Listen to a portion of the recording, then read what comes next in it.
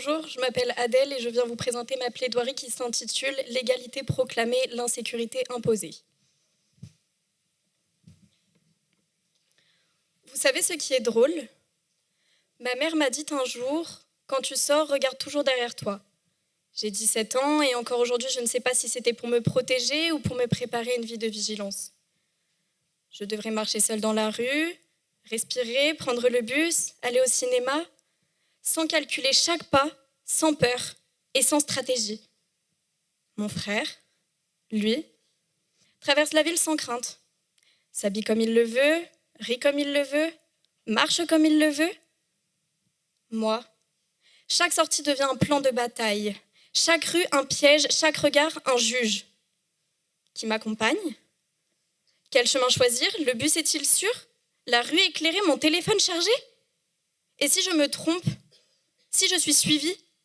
Si quelqu'un décide que ma liberté doit être brisée ?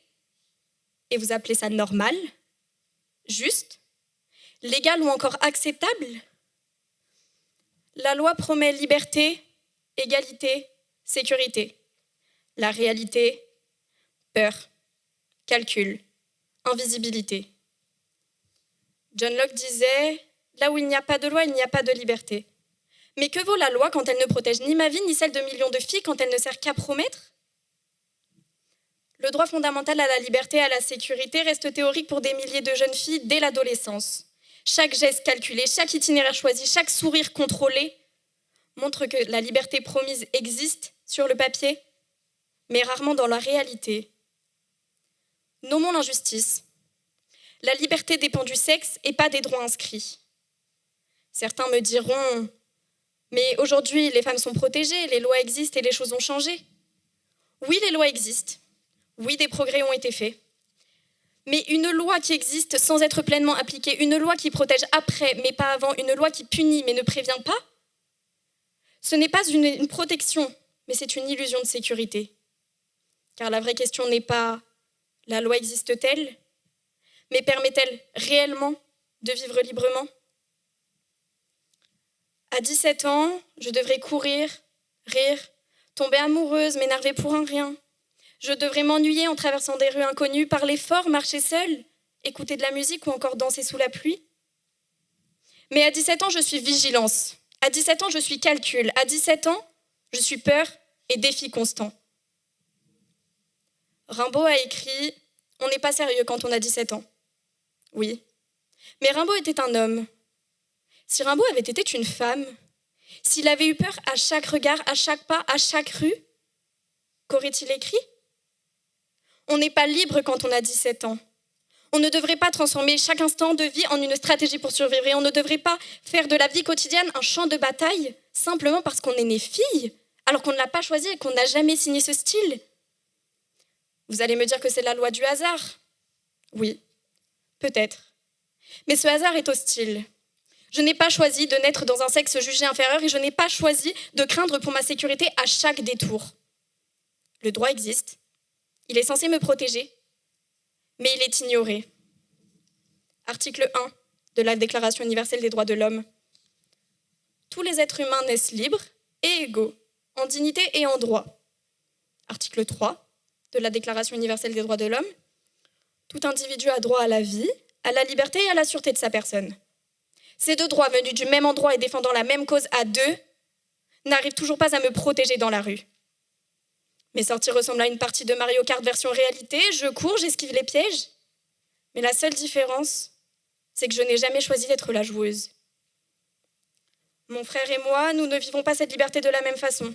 Malgré les mêmes parents et la même éducation, son espace public est sûr. Le mien est un chemin miné de pièges et de peurs.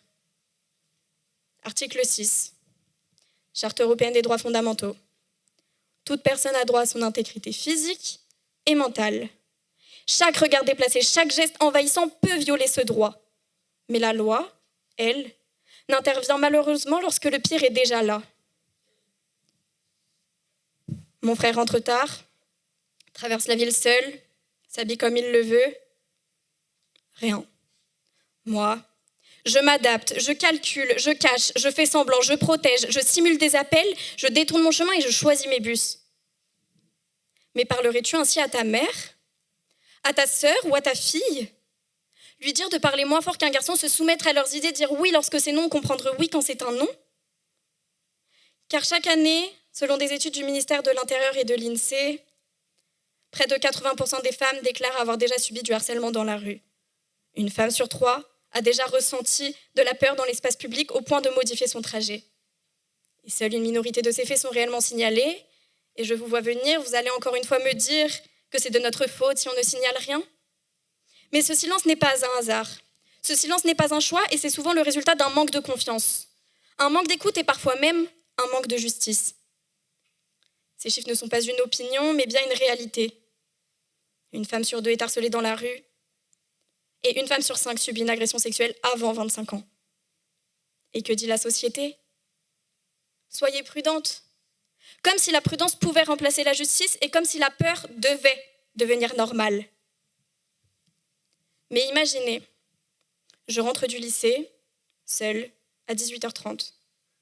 2 hommes me suivent. Je cours, je crie, mais personne ne réagit. Imaginez devoir réfléchir à chaque sortie pour pouvoir rester en sécurité. Imaginez maintenant, aucun homme dans la rue. La ville serait calme, les rues seraient libres. On pourrait marcher, courir, rire ou encore respirer. Mais autrefois, les femmes ne pouvaient même pas sortir sans autorisation de leur mari. Aujourd'hui, les lois existent, mais la peur, elle reste tout le temps, toujours, dans nos gestes, dans nos pas et dans chaque rue. Alors imaginons un monde où cette peur n'existe plus. Un monde où la liberté ne dépendrait plus du sexe. Je ne parle pas seulement pour moi, mais je parle pour toutes celles qu'on réduit au silence. Je parle pour toutes celles à qui on apprenne trop tôt à limiter leur liberté.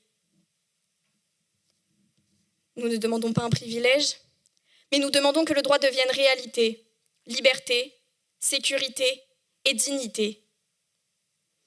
Comme le crie Iseult, je n'ai pas de compte à vous rendre sur la longueur de ma jupe ou même l'heure de mon retour. Mon corps dans la rue n'est pas un débat public. Je ne suis pas un commentaire. Je ne suis pas un fantasme. Je ne suis pas un silence et je ne suis pas une proie. Je suis humaine, au même titre que vous, alors regardez-moi et dites-le. Si c'était votre fille, toléreriez-vous qu'elle soit condamnée dans la peur à chaque sortie ?